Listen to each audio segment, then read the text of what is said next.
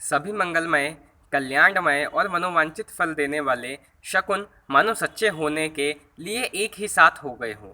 स्वयं सगुन ब्रह्म जिनके सुंदर पुत्र हैं, उसके लिए सब मंगल शकुन सुलभ है। जहाँ श्री राम जी सरीखे दुल्हा और सीता जी जैसी दुल्हन हैं, तथा दशरथ और जनक जी जैसे पवित्र समधी हैं। ऐसा ब्याह सुनकर मानो सभी शकुन नाच उठे और ब्रह्मा जी ने हमको सच्चा कर दिया। इस तरह बारात ने प्रस्थान किया। हाथी रथ गरज रहे हैं और ढोलों पर चोट लग रही है। सूर्यवंश के पटाखा स्वरूप दशरथ जी को आते हुए देखकर जनक जी ने नदियों पर पुल बंधवा दिए, बीच बीच में ठहरने की सुंदर घर बनवा दिए जिसमें देवलोक के समान संपदा छाई थी, और जहां बारात के सब लोग अपने अपने मन को पसंद के अनुसार सुहावने उत्तम भोजन, बिस्तर और वस्त्र पाते थे। मन के अनुकूल नित्य नए सुख को देखकर सभी बारातियों ने अपने घर भूल गए। बहुत जोर से बजते हुए ढोल की आवाज़ सुनकर श्रेष्ठ बारात को आती हुई जानकर अगवानी करते हुए हाथी रथ पैदल और सजाकर बारात लेने चले। दूध, शरबत, ठंडाई, जल आदि से भर के सोने के कलेश तथा जिनका वर्णन नहीं हो सकता, ऐसे अमृत के समान भांति भांति के सब पकवानों से भरे हुए परात, थाल आदि अनेक प्रकार के सुंदर बर्तन, उत्तम फल तथा और भी अनेकों सुंदर वस्तुएं राजा ने हर्षित होकर भेंट के लिए भेजी।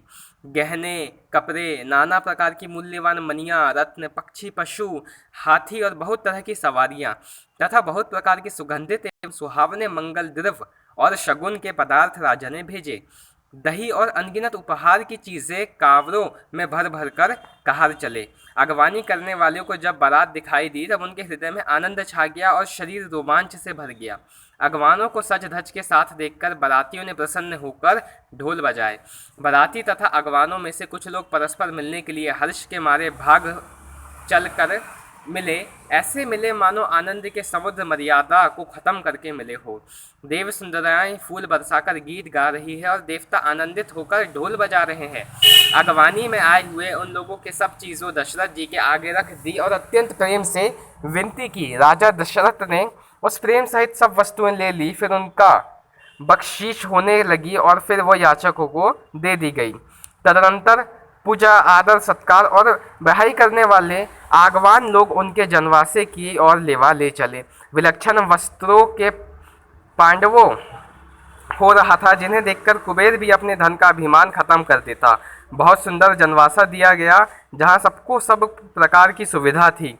सीता जी ने बारात जनकपुरी में आई जानकर अपनी कुछ महिमा प्रकट करके दिखलाई।